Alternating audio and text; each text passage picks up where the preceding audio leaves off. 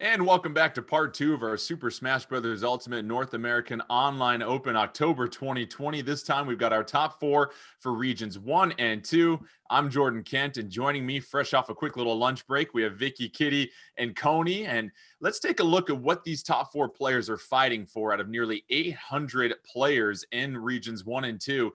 They get a chance, obviously, for bragging rights, as we talk about all the time, but this time, some actual hardware, as we mentioned. Our champion will get a special champion trophy, and our top four will get a top four respective trophy as well, too. So a chance to really put that on the bookshelf or have it in your next stream. And let's go ahead and take a look at our bracket here for our top four regions 1 and 2 here today. And we've got three newcomers plus one familiar face. And with that, Vicky, we start with you, Mark SD King. We saw him in the May 2020 North American Online Open, and he is very formidable with that Rob.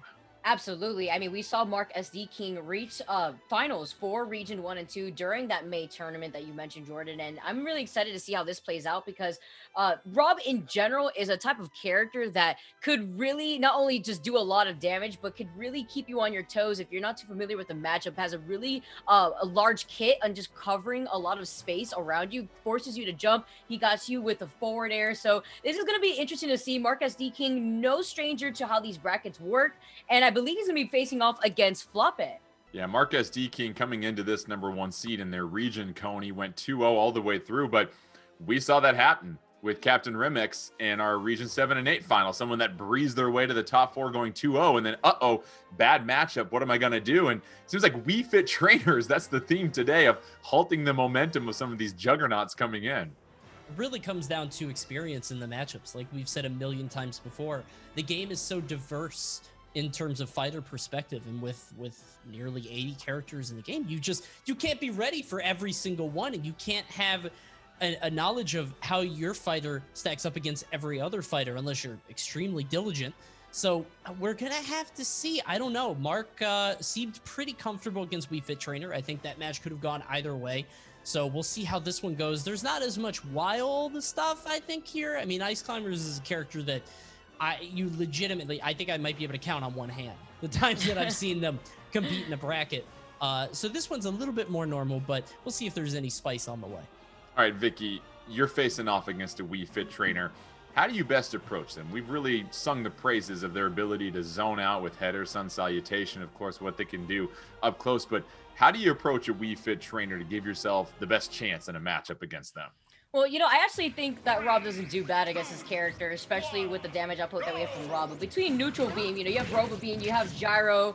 You actually saw at one point Mark SD King actually trying to confirm Gyro into that side B, which could actually take a stock relatively early, especially if you're close to that blast zone. So that's something that Floppe is going to have to look out for. But after we had seen that, Floppe definitely started making sure that there was distance in between the two, so that way that follow-up couldn't be a potential chance for Mark SD King.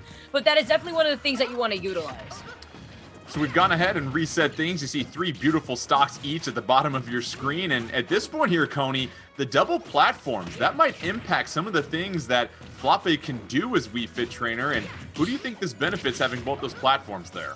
I do think it's Rob because, oh, wow, huge down air there from Mark. You can see the up tilts in celebration. Rob just raising his arms. I think this helps out Rob because Floppe is trying to go to the ledge. He's trying to find a way to throw these headers from the furthest point on the stage.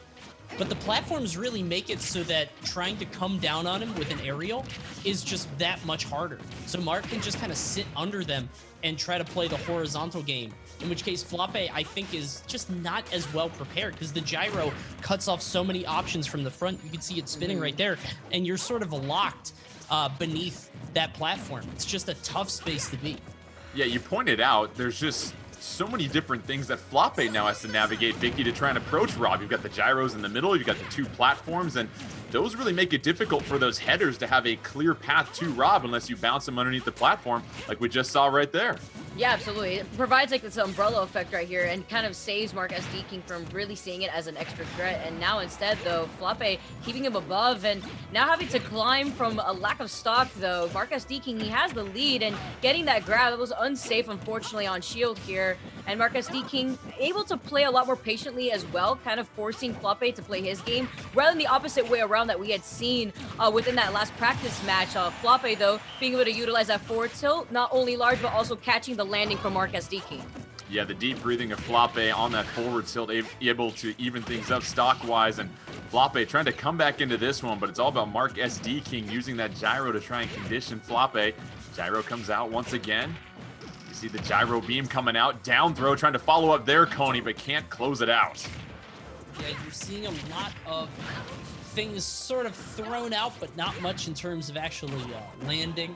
A little bit slower pace here on the second stock. We're going to see a down throw into, wow, I think he expected him to air dodge onto the platform. Did not happen. So Mark was ready for something that didn't quite come to pass. Meanwhile, Floppe able to barely live that one, but he's not going to live the laser right in the teeth. So that's going to get that second stock, and now Mark with a very comfortable lead, especially considering Rob's weight. He's going to be around a lot longer.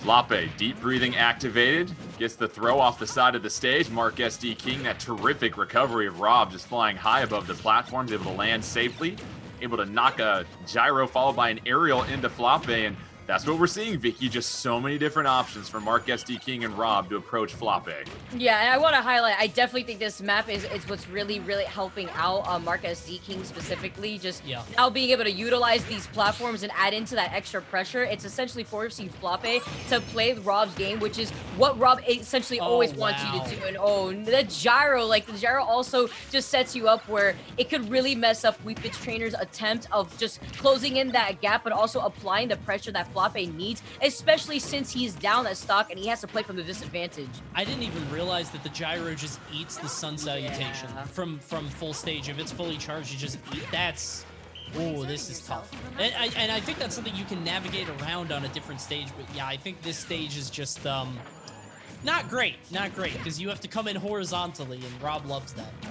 Yeah, Floppe and Wii Fit Trainer, they love being able to get the higher ground and apply pressure with those headers, but those platforms just creating, as you said, Vicky, an umbrella effect, in those gyros really just close any horizontal approach coming in from Floppe. Mark SD King at 162, trying to hang in there.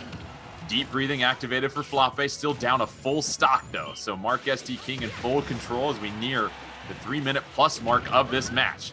Mark SD King landing safely. Gyro once again gets the grab, down throw, looking to finish it with the up air, and does so right there, Vicky. Yep, being able to utilize that follow-up too, especially with Rage, that was going to be a nail in the coffin for Mark SD King to utilize that, and now Floppe playing at a disadvantage. Mark SD King, though, 1-0. Floppe still has the ability to make this comeback. I don't think this is a bad matchup for Wii Fit Trainer, but especially on a stage like that, it could just be provided difficult and really help utilize Rob's kit even further. And now Mark SD King, you know, we saw like he was struggling a little bit on Final Destination. We have to see, though, if Floppe really does have the RNG in his favor going on to this next stage. Yeah, Coney, that was all stage control for Mark SD King. It never seemed like Floppe was comfortable as Wii Fit Trainer getting into those situations where you can have the angle to approach. And here we go, more platforms on a smaller stage.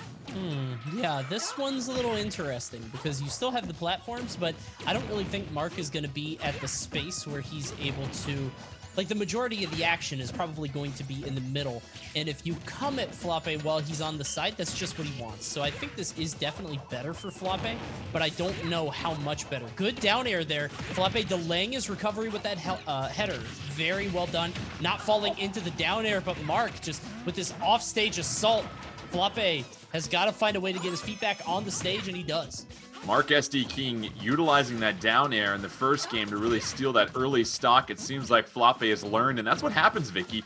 You get the matchup knowledge with the character, but then also the player you're playing against. You start to learn their tendencies, and that's something you've talked about before. High-level players are able to adapt and learn to what they're facing off against from game to game to game. Yeah, absolutely. And I was honestly at the edge of my seat there, Jordan, because we had saw just something very similar at the very beginning of the match where Mark SD King, he noted that Floppe had used this jump when he went for the V-reverse off stage to really charge up that sun salutation, and because of that, he tried to take advantage with the gyro, actually hit him, but Floppe being able to delay that recovery with the header and being able to come back, it put himself in a little nervous of a position, but he's still being able to close out this gap right here, although Mark SD King really likes these platforms because it's actually going to be able to extend the potential of taking out Floppe's stock with that down throw into up air.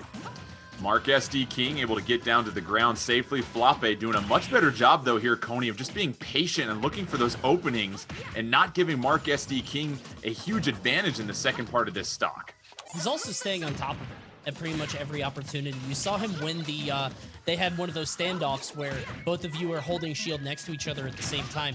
And Floppe actually won that interaction. And when those happen, it's sort of a test of reaction time. But there, Mark with an excellent read on the roll get up. So we'll see if Floppe can answer back quickly. He's going to have to, and he does with that back air there. Excellent work, 2 stocks each. Floppe, very quick answers you mentioned before. We are all tied up. And Mark SD King, Floppe, a very patient back and forth match so far. Both fighters really not opening anything up, but you see those neutral air chains that have been so effective for Floppe, Vicky. That's one thing that Floppe, you can take Rob to the airs with those neutral airs and open up so many different options. Absolutely, especially since you mentioned, Jordan, that Rob is huge, but the side B, not two! Wait for a second one. Mark SD King said, you know what, you think you're safe, but let me show you how big Rob's side B is, and that's exactly what Mark did, coming in, swinging, trying to take full advantage of the bad spot that Floppe was in. Yeah, Mark SD King, the copy paste on those side Bs, able to ride Floppe off the left-hand side of the stage. And so Floppe really has to get a quick KO here, although Mark SD King playing a little bit more cautious here, knowing that I just have to rack up damage to set myself up for the final stock. Floppe over 50%, and that's not going to help the cause at all, Coney. Yeah, Floppe might be a little shaken after that. Really, when you survive that first arm rotor, you sort of take a deep breath. You're like, oh, jeez. All right, I almost lost my stock so early. I'm glad I'm okay. You don't even think about the second one that's being swung at your face. But a huge header there on the left. Floppe, really surprising. Mark has a 90% almost difference. He still could do it, though. It's going to be tough. Well, that Sun Salutation just racking Mark SD King up to nearly 50%. And so here we go. Floppe making everything count on this final stock. Another neutral air coming out. Mark SD King throwing out a gyro. The soccer ball is just going to go ahead and bounce off of that. Mark SD King. It's got Floppe off the side of the stage here. Here comes the down throw and the up air once again, but not enough, Vicky. I'm scared here, Jordan, and for the last two seconds or so right now being able to utilize the up air, but the air dodge right out of it. Jordan, we had seen Mark SD King try to go for the roll weird before, being able to utilize that gyro to apply that pressure, being able to use the smash attack, but now the arm rotor, being able to close out not just that second stock with the double arm rotor, but as well as that last stock of Floppe. Coney, this was a much more even matchup than what it seemed like, because it seemed like in both those games, Mark SD King was able to take one of the 3 stocks very quickly, and that's what threw off the balance of this matchup. And that just goes to show you, Mark SD King, if you can strike quickly, you can really turn the tide of momentum in a given match. Yeah, just sort of being another step ahead. We keep talking about it throughout all these different matches, but when your opponent feels they're most safe, when they feel like they've gotten through the storm and they're like, okay, well, I survived the side B. Now I just got to make it back on stage. Let me just take a mental second. That's when you want to strike. And Rob has such amazing mobility in the air that he was able to jump right back up, throw out another arm rotor. And it got to the point where there at the very end, he just did the arm rotor on stage, just basically raw. I mean, he just threw it out and Floppe wasn't ready for it. I think Floppe's mental just sort of deteriorated. And at the very end, you saw the results of that as he crumbled. And Mark's going to take a trip over to Winners Finals because of that. Yeah, Floppe hanging out in disadvantage for most of that third and final stock. Let's take a look at the updated bracket after our very first matchup in Winners Semifinals. And Mark SD King moves along 2-0. Mark SD King once again made it to grand finals in our May 2020 Super Smash Bros. Ultimate North American Online Open. Up next, Mr. Flitcher taking on Fire the Pyro. And we've talked about Bowser, the selection for Mr. Flitcher, but Vicky, we might see a Dark Pit from Fire the Pyro or even a Mii Brawler. So we talk about, once again, the depth of this character roster and the different fighters that you can choose. If you're going against a super heavyweight like Bowser, what do you have to keep in mind when you're on the aggression playing as a brawler type character? Honestly, you have to think about the fact that Bowser really likes to take advantage of the fact that he has rage.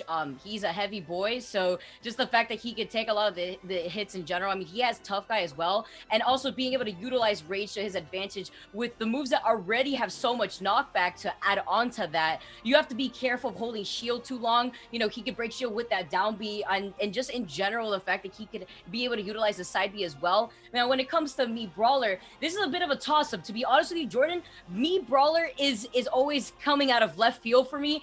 It's either a make it or break it moment. You either don't know the matchup, and that could be a potential chance that we see that again today when we had that same situation for Region 7 and 8 with Ice Climbers. You either don't know the matchup here from Fire the Pyro, and Mr. Fletcher gets caught off guard and actually ends up not able to really come back on stage, or the fact that Bowser's also combo food is something to take into consideration due to his large hurt box. But it's also now knowing that Miss Fire the Pyro has a Dark Pit. Now that could also just mix things up, because one game he could go Mii Brawler, and the second game with the plethora of characters that we have in Smash Ultimate, he could just throw off Mr. Fletcher and go, Dark Pit or Mii Brawler. Let's say, Coney, we do see a Mii Brawler. Number one, there's the matchup knowledge of possibly not seeing that fighter in tournament play and not being too familiar with them. But also, with those Mii characters, they've got a bunch of different special moves to choose from. So let's see who they decide to go with here. Let's go, Mii Brawler, Fire the Pyro, rolling things out. So to my point here, Coney, you have to wait and see what special moves you're going to see here from Fire the Pyro. Yeah, there are a lot of different special moves. You can see that side B, which is essentially just a grab move that has 0 knockback, but a ton of percent.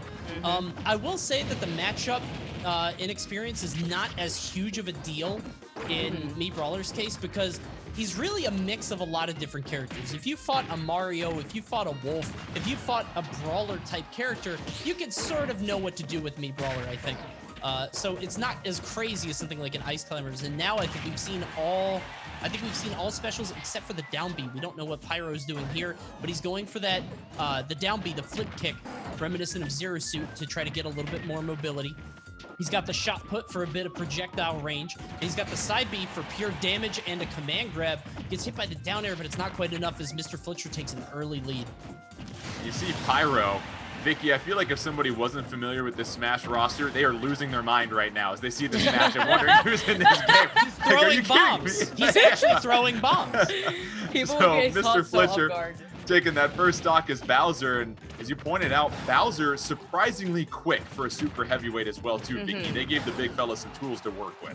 Wow. Absolutely. And this is a tough situation to be in, because, once Bowser takes that first stock, he's going to be able to take advantage of that rage and that high heavy weight. But now you have Pyro, though, being able to mix things up and now being able to bring things back. And Mii Brawler actually could do a lot of damage if you're not wary here. But now Mr. Fletcher being able to break out of that, trying to keep Pyro off of him, but not just off him, but above him too. And he can apply a lot of pressure from underneath that middle platform if he keeps him there. Oh my god. Oh, do you remember what I said? You remember what I said about the neutral air into the back air? You remember that? There it was right there. He actually got KO'd at like 90% after that. Jeez.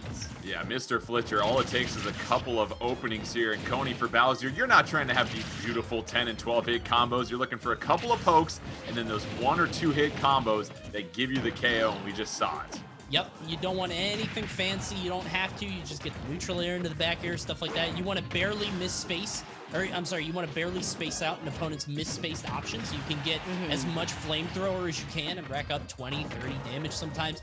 You just want to be in the mix. And I feel like that's how you do it. Mr. Fletcher coming out ahead of Fire the Pyro. And I think that the brawler type character against Bowser, especially one as sort of committal as Mii Brawler, is so scary because you have to be so committal against Bowser and on Bowser's shield, and you could take so much for it. Yeah, Vicky, what did we just see as Mr. Fletcher closed out that game? So we love Bowser Bomb out here, down B by the ledge like that, and he pushed him off, mind you. There was no chance, so that way he couldn't just stay on the stage, and he was forced to do another option. He was like, no, I'm not even gonna waste my time here. He broke his shield, pushed him off to the point where when he fell, he wouldn't be able to get on the ledge, and so he essentially couldn't do anything. Once that down B broke his shield, that was just a handshake in a game. Yeah. Sending Pyro off the stage, dazed and confused. So Mr. Fletcher utilizing Bowser to take that first game from Pyro. We're going to see a rematch once again. Fletcher versus Pyro, and it seems like that shot put is such an important tool for Pyro here, Coney, because it's one of your range options that allows you to space out. But oh my goodness, playing with this dinner before it's time to eat, Coney. Huge damage there, 103%. There's that beautiful 10 to 12 hit combo you were talking about before, but in the end, will it matter? We'll have to see. 100 damage on Bowser is good, but he's such a huge heavyweight. I think we saw in the first match, Pyro got an up smash on Bowser at 110, and it still didn't KO. So we'll have to see how Pyro does here. I think he tried to space out that down air with a smash attack, but it didn't happen as Fletcher is racking up damage slowly but surely. Yeah, Fletcher really took it in the face early on here as far as just getting assaulted with those combos here, but Vicky bouncing back just fine, able to rack up 81 on Pyro. Now, if it's Pyro, you see the shot put, such a great ledge guarding tool. Yeah, you were talking about it, Jordan. Shot put is just overall really good in this matchup too, because it allows Pyro to not have to overextend, which is exactly what Mr. Fletcher wants at that percent that he was at, being able to utilize Rage. And now that his stock is gone first, Pyro could relax a little bit compared to what we had seen in that last match. Although he wants to keep that distance in between him and Mr. Fletcher before going in for that second stock. So one thing that we should point out right now, Pyro has gotten wind of Fletcher's habits. Fletcher only lands with aerials. He's doing it every single time, and Pyro is standing back and he's waiting, and he hit 2 command grabs one after another. And the move, again, doesn't have any knockback, but it has crazy damage. And if Fletcher keeps, you see this, he's literally only landing with aerials. It's down air, it's neutral air, and Pyro is spacing it out, waiting for it, and then smashing him, and he's got a huge lead because of it. This is a very big habit that Fletcher's gonna have to drop if he wants to get back in this game.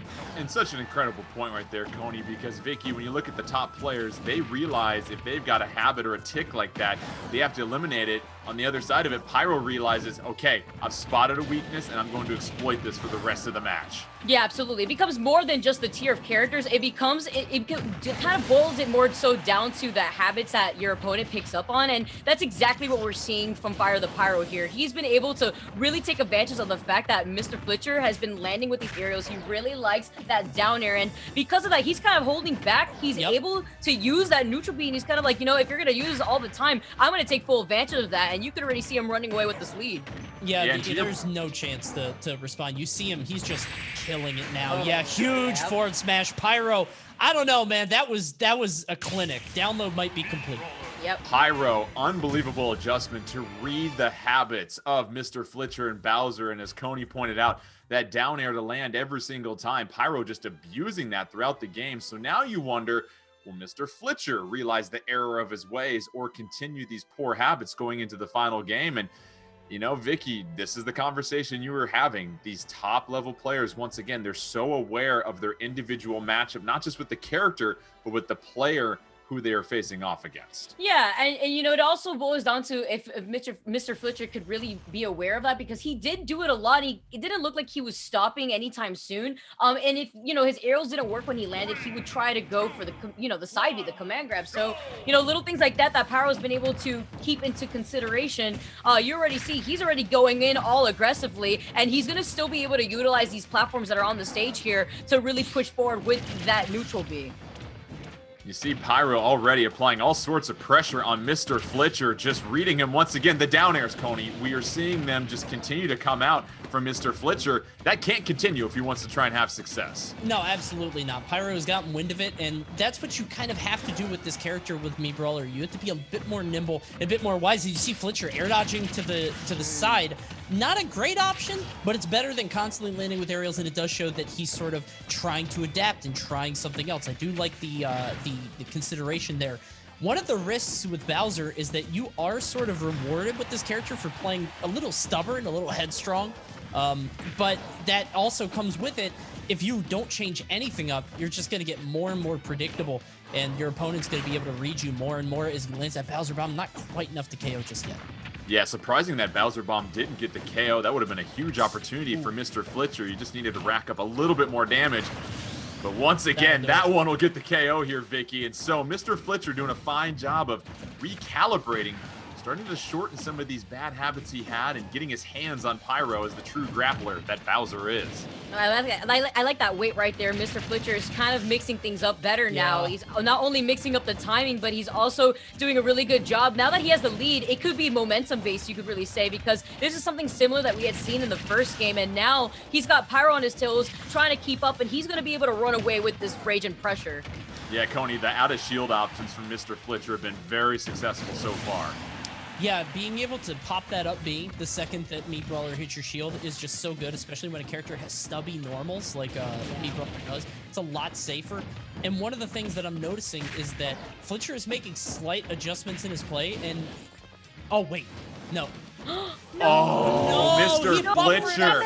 Breath! The input coming at the worst possible time, and Fletcher, who had total control of this game here, Vicky, now facing a huge deficit against Pyro, down 2-1, and this is the final game, so this could knock Mr. Fletcher to loser's bracket. However, that Bowser bomb making quick work of it. Yeah, I mean, we're still talking about Bowser here. If you know, we had Pyro SD with that second stock there, that would have been a terrible situation, but luckily here from Mr. Fletcher, he could at least try to utilize what Bowser has to provide with that high knockback, with the fact that, you know, he could really run away, even if he has a high lead. If you can't take care of Bowser's stock before he takes care of yours, you're in a pretty bad spot. But now at the same time, that was still a lead that he was going to be able to utilize, and now you have Pyro being able to keep him off stage. He was forced to go for the high recovery to get back onto the stage on the platform. Final stock. Whoever can claim one will move on to winners finals. Mr. Fletcher trying to hang in there with Bowser. Pyro lines up the forward smash. No luck right there. Able to get Mr. Fletcher in the air. Mr. Fletcher trying to find an opening. Both fighters have done such a good job with their out-of-shield options. Shot put coming down. No luck right there. Pyro trying to chase down Mr. Fletcher. Seems like they're being a little bit more patient here, Coney. Yeah, you can see Pyro trying to find the opening. This is where things get very dicey, though, because you can't take trades anymore. Bowser is just so much heavier. He's going to land that forward air. He's going to have to go back to the ledge and see what Fletcher goes for. I think he expected the roll-on, but didn't quite commit to it. The bomb should do it. There's the side B, and despite the SD, Mr. Fletcher is going to punch his ticket and move on to winners finals.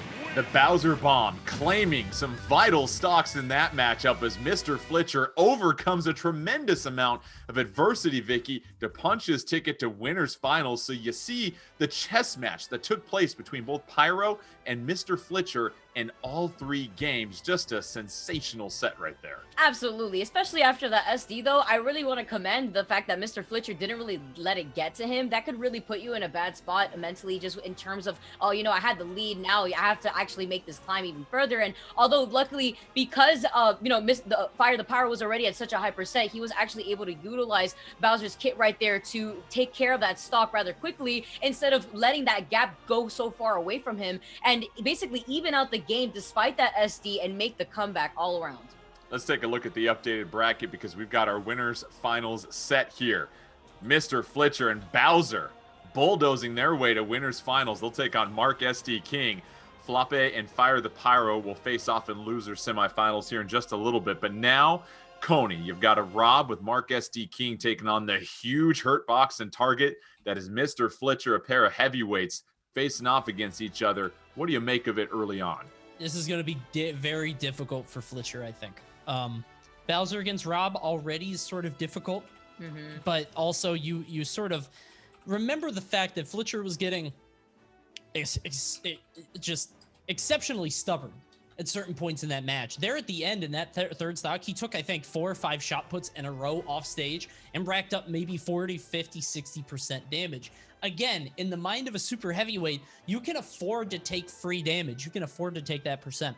Against Rob, not really, because he has so many different things to KO you in so many different scenarios, and he has so many setups. You can do down throw into up air. You can get a setup into the rotor arm off stage, since Bowser is such a big character. You can get a raw up smash. If you try to up B out of shield Rob, he could just wait for it and then up smash. So I feel like Fletcher has to use a lot more discretion as he chooses options in this match, and he's going to be on the defense. Meanwhile, Mark can just sort of throw stuff from across stage, control center. I think he has a lot more going for him here. Yeah, and Vicky, I'm wondering if you're Mr. Flitcher. We know Rob has some sensational moves, but there are a couple of moves of Rob's that leave him open. It seems like if you're Mr. Flitcher, number one, you got to get out of disadvantage, but number two, you just got to be patient and look for those opportunities to poke in there with your tilts. Yeah, to wait at least to see where the gyro is going to be, try to capture the gyro to stop Mark SD King. Also utilizing that flamethrower right there from Mr. Flitcher to, oh, he tried to go for a pretty big read right there, expecting Mark SD King to maybe land on top of him, but still being able to utilize a command gun from the side B to keep Mark SD King off stage. And this is a good position though for Mr. Flitcher though. He's going to be able to keep this pressure going on with that forward air. Ooh, try to force him off to that ledge, trying to get back on there himself, forcing Mark SD King to play center stage. And that's what Rob really likes to do, is force you to play their game using the projectiles to their ability. But right now, Mr. Flitcher is unfazed. Yeah, Coney, Mr. Flitcher, here we go, is really turning the tide of momentum against Mark SD King here. What are you seeing from the Koopa King? I'm seeing him find his opportunities a lot better. And I also feel like he's getting in and he's getting damage more consistently, and he's able to burst out. But I also see, I think Mark is just wasn't ready for this type of playstyle, similar to how Pyro had to take a game to really download and figure out how the Bowser plays. I think Mark is sort of going to have to do the same thing. He's going to see Flitcher land with these aerials. There it is again, landing with neutral air. And he's got to find a strategy and adapt to it. There, as you can see, he tried to throw down the gyro and combo off it, but realizes that's not going to work. 174 now on Flitcher. He's got to find a way to get this KO fast. Yeah, Flitcher just wants to try and rack up as much damage here with the one stock lead. That's elementary to Smash. We all know that. Here comes the neutral air, such an effective approach tool. And Bowser, as we know here, Vicky, does have a couple of safe options you can throw out there pretty frequently as you try to approach with the big fella. Yeah, it's actually why you see him landing, kind of mixing him up with Nair or trying to space him out with forward air. But at the same time, Bowser is such a large character, aside from Rob being a large character, that Mark SD King has been able to really take more advantage of Mr. Flitcher's frame data rather than the opposite way around. But now being able to at least take care of that stock, he doesn't have to worry about the rage and worry about the climb, with this moves not doing as much knockback as you could possibly see here from Mr. Flitcher when he had that rage. Now keeping him by the ledge, though, you can see Mr. Flitcher trying to call out a high recovery once again with these throwing out back airs, which another spacing tool that Bowser could use actually to keep Rob on his toes. Coney, I'm liking what I'm seeing from Mr. Flitcher, just really trying to stay close to Mark SD King. Mark SD King hasn't really had that chance to have that distance to throw out the gyros and the robo beams that have made it difficult for Flitcher to approach. Yeah, he's staying on top of him so much that Mark is forced to constantly make choices. And consistently, Flitcher is making him make the wrong one, whether it's through conditioning or whether it's through Mark just being uncomfortable in that scenario. It just seems like Flitcher is ready for his reaction no matter what.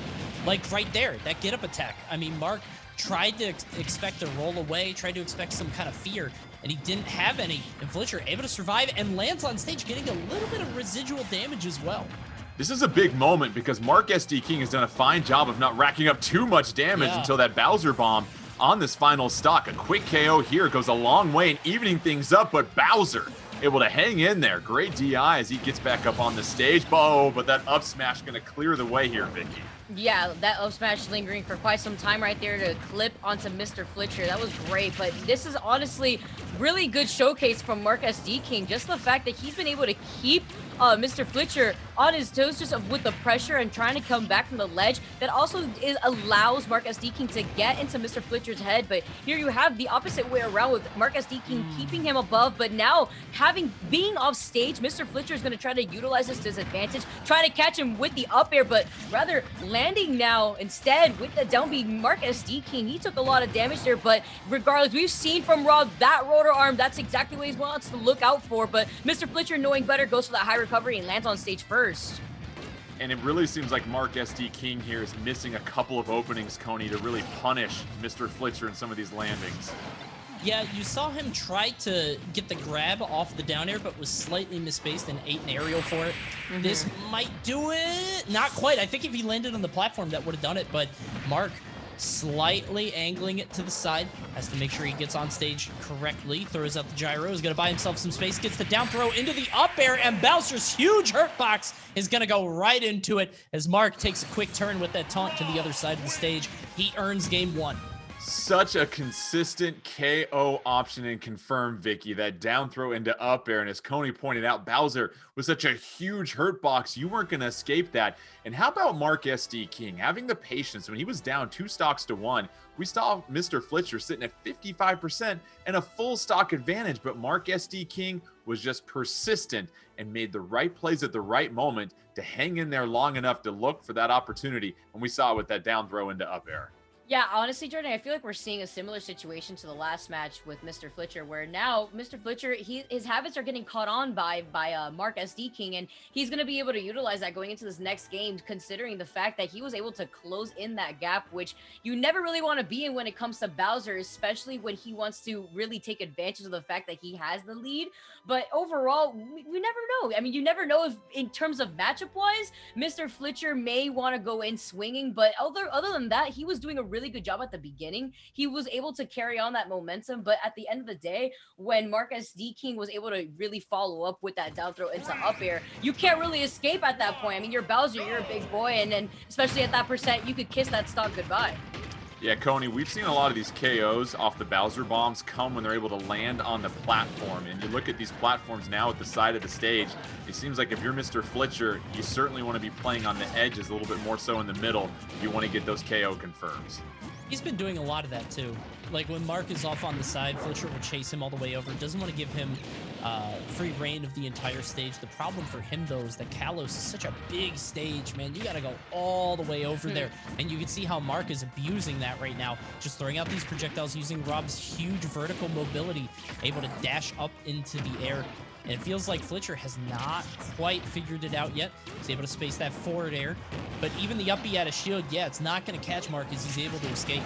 Oh! Yeah, Mark SD King really using the mobility advantage here, Vicky. It seems like to just apply pressure from all the different angles against Mr. Fletcher at this point. Also, yeah, the stage 2 just really helping out Mark SD King here. And Mr. Fletcher, unfortunately, going to get hit away by that gyro. But with the follow-up here, Mark SD King is going to take care of that stock with the bread and butter that we've seen before from Rob. And at this point, Mr. Fletcher, he's either going to have to try to get aggressive into Mark SD King's face, which is exactly the game that Rob wants you to play when he applies that pressure with the gyro.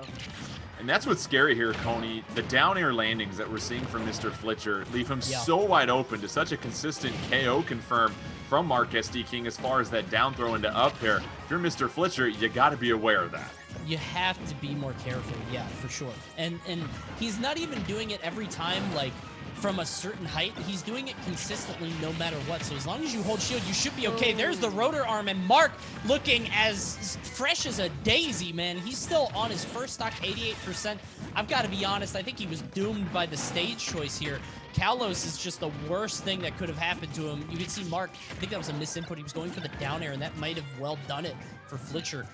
Don't even know if he's going to hit 100% here, as just Fletcher is struggling. Yeah, Mark SD King really flying away with this one against Mr. Fletcher, the large stage, and it seems like Mark SD King has caught on to the habits of Mr. Fletcher as well too here. And so Vicky, finally Mr. Fletcher taking a stock, but it's all Mark SD King here as he's looking to punch his ticket to grand finals. Yeah, I mean, the gap, Jordan, is just immense, and it's slowly climbing away from Mr. Fletcher here because Mark SD King now knows that he can play patiently. He's forcing Mr. Fletcher to approach him rather instead, not only with Rob's tools, but also with the lead that he has. And he's doing a really good job at consistently keeping this damage onto Mr. Fletcher. And it's, again, as Bukodi mentioned, just the fact that the stage is here, it just does not give it a good time for Mr. Fletcher to really close in that gap easier for himself when Rob has these projectiles to work with instead. Mark SD King all over Mr. Fletcher, just looking for one more opportunity here to close it out. Will it be that down throw into up air that we've seen so consistently? Robo Beam as he tries to get back up on stage. Oh, but okay. Wow. Mr. Fletcher, Okay. rage on the side here, Coney. Don't right. write the ending story quite yet. This is what Fletcher needs to do. Clearly, Mark has gotten a hold of your habits. Don't land with down air. He's going to sit and shield as you come down. So just land with the Bowser bomb. You'll be able to grab him out of shield and do a lot more. That gets you free damage. Also, wait. As you saw, he just waited right there. Instead of pulling the trigger on the shield grab, he waited for the down smash. Didn't quite get a huge punish off of it, but that might do it. The falling up air into the down smash. Yeah, Fletcher's game plan is out the window, as Mark SD King is going to be going on to one more one more part up in Grand the bracket. finals here. Sorry, yeah, grand final. Yo, I was trying to find the words for. I had a short circuit like Rob's brain there. I was like trying to find the words as I was looking at. He's going on to grand finals. Hey, that's why we're here. So Mark SD King and Rob, they grab the hammer, chop the bridge, and move on to the next world here into grand finals. That'll send Bowser down to losers bracket. And once again, though, Vicky, what we saw from Mark SD King was the ability to start reading those habits of Mr. Flitcher and just catching those moments to really follow through with some of those KO confirms, some of those high racking damage combos that Mark SD King is so well known for. Well, Jordan, I'm not really surprised to say, seeing the fact that Mark SD King was really able to kind of download Mr. Flitcher there, and the fact that he didn't drop a single game, I believe, going in through the bracket. I believe it was only Mark SD King and Captain Remex all the way up until top 4 today that we had seen from Captain Remex. He had just not dropped a game. So Mark SD King, he's trying to make this comeback. I mean, he reached finals back during the May tournament, and now he's trying to make a statement that he is here to stay. Let's take a look at the updated bracket here. So Mark SD King taking care of business against Mr. Flitcher. 2-0 will advance to grand finals. Coming up, though, after a break, we'll bring you loser semifinal action, Floppe versus Fire the Pyro, to see who will take on Mr. Flitcher. You're watching the Super Smash Bros. Ultimate North American Online Open October 2020, or top 4 for regions 1 and 2. We'll have more after the break.